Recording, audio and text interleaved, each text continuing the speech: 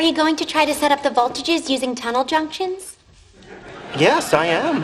You want to see a simulation on my laptop? Oh yeah, show me.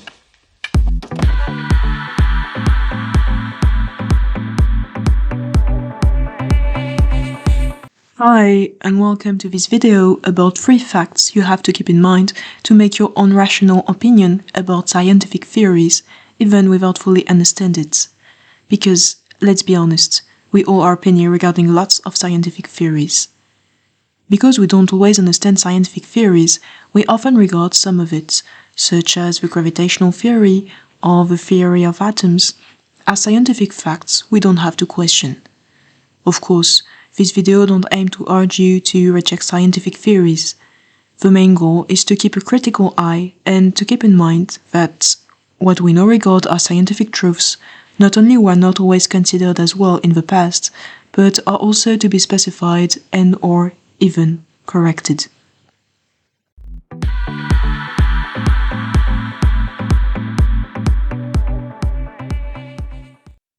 The distinction between science and philosophy is quite modern. You may think of the history of science in a positivist way as a long period of metaphysical and irrational theories until a so-called scientific revolution occurred in the 16th century with Copernicus' theory about heliocentrism. But in fact, the first scientists were philosophers. Ancient Greeks, such as Democritus, asserted the first atomic hypothesis. Moreover, the philosopher Aristotle may be regarded in many ways as a modern scientist. It is true that his worldview was wrong, however, it did not lack of scientific methodology. Indeed, Aristotle gave us laws of logic still applied today in modern science. Furthermore, he adopted a scientific approach, and his works were full of practical experiments from zoology to ethics. Regarding the generation of bees, he asserts on the generation of animals that a fact can only be ascertained when theories and evidence of the senses match. In other words, sensitive observations on the one hand and theories on the other hand are not self-sufficient. Regarding ethics, in the Nicomachean Ethics, Aristotle urges to follow his theory.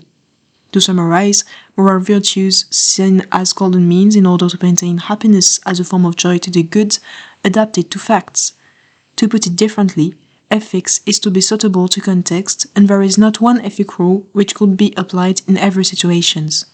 Therefore, Aristotle's work did not distinguish philosophy from science as much as practical sciences from theoretical sciences, both including areas from what we now regard as philosophy and science.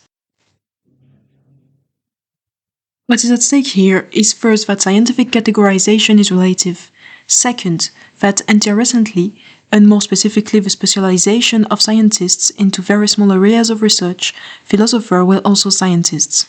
From Aristotle to Bertrand Russell through René Descartes or Leibniz, they did not only focus on one scientific theory and try to articulate their ideas with a larger understanding of the world.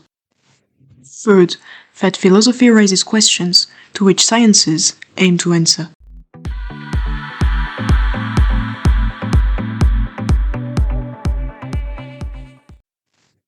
Indeed, the relationship between geology, biology, physics, and mathematics can be conflictual, and the question of scientific imperialism, i.e., the incursion of one scientific discipline into others, is controversial.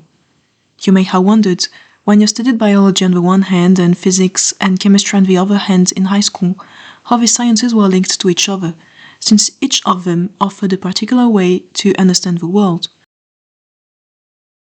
You also probably thought about Sheldon's despise for these disciplines in the Big Bang Theory when I talked about geology and biology.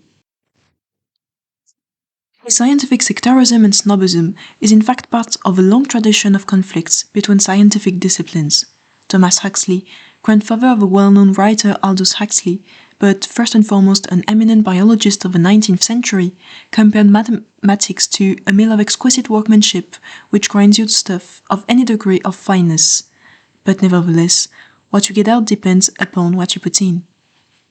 In other words, mathematics must be led by superior theories and are not a way to achieve knowledge in itself, according to Huxley. Nonetheless, As Sheldon could notice when he won the Nobel Prize with his neurobiologist girlfriend Amy at the end of the TV show, all these sciences can also complete each other, as is shown in real life.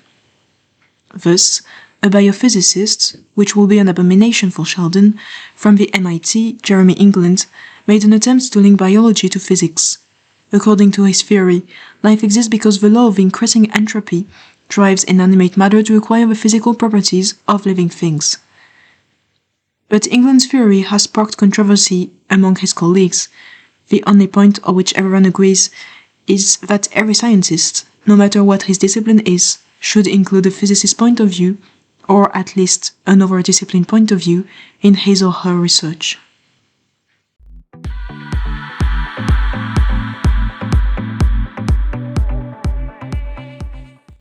Scientific theories are usually seen as internally consistent theories confirmed empirically. The standard view of science, which seems quite intuitive today, was theorized during the 1920s and 1930s by the Vienna Circle. However, scientific theories may also be conceived as socially confirmed instead of empirically confirmed. People who support this view are called social constructivists. The philosopher of science Bruno Latour illustrates this theory by taking the example of the so-called empirical confirmation of Einstein's general theory of relativity by the Eddington expedition in 1919.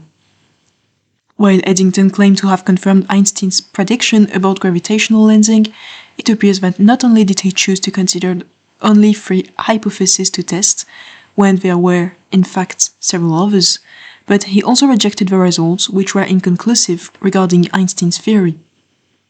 His conclusions were regarded as valid because he was a prominent member of the scientific community.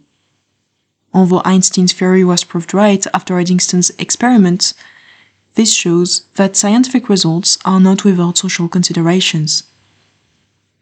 You may also think of Popper's theory of falsification, according to which a scientific theory may be proved wrong in the future and is never to be regarded as an absolute and eternal truth. Finally, scientific theories may be conceived as part of a paradigma, as Thomas Kuhn asserts in The Structure of Scientific Revolutions.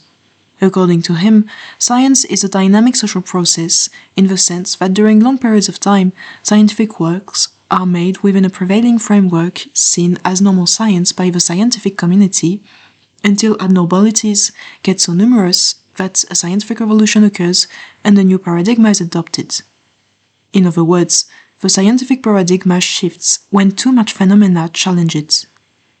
Although all of these conceptions of science may be at the same time valid and flawed, they show that because of what we could call the human factor, science does not deliver some eternal truths, but offer a better way to understand the world. They also are a huge driving force to science, inasmuch as they act as an incentive to improve scientific theories. The mere conclusion from these 3 facts is that scientific results only bring more questions and no definite answer. Although you may not be a scientist yourself or you may not understand in detail scientific theories, you have to keep a critical eye to the context of these theories and keep in mind that they are ways to a better understanding of the world, not an exact one.